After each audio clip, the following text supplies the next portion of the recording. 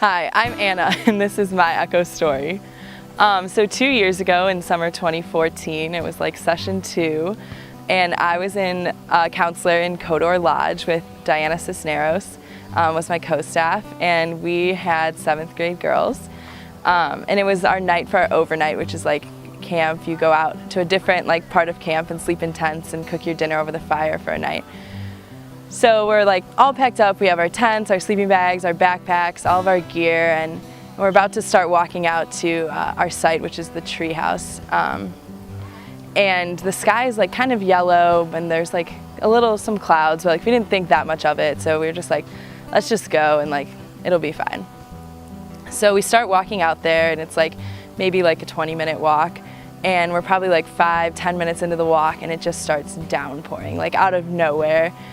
So much rain, pouring. There starts thunderstorm, lightning, full on, and we're at first we were oh my God, what are we supposed to do?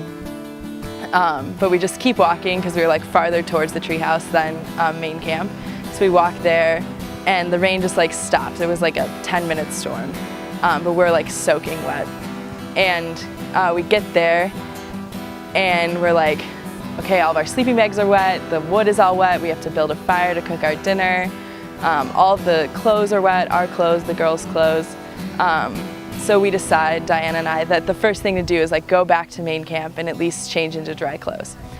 So we start walking back, and as we get to main camp and we send our campers to go change out of their wet clothes, the first person that we see is Bernard, who's the camp director.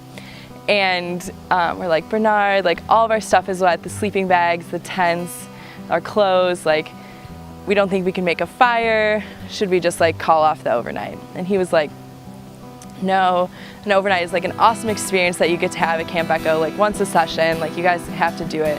How about you guys go back out to Treehouse and get all your stuff, your sleeping bags and your tents, and bring it to the big house, which is where Bernard lives. And we'll cook you dinner in my fire pit in my front yard, and we'll set up the tents, and we'll still have an overnight experience.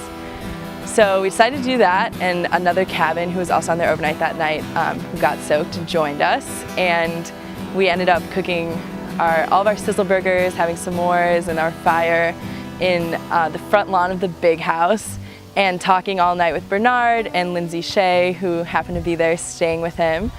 And it turned kind of what seemed like a horrible situation into an unforgettable night for both me and Diana and for all of our campers.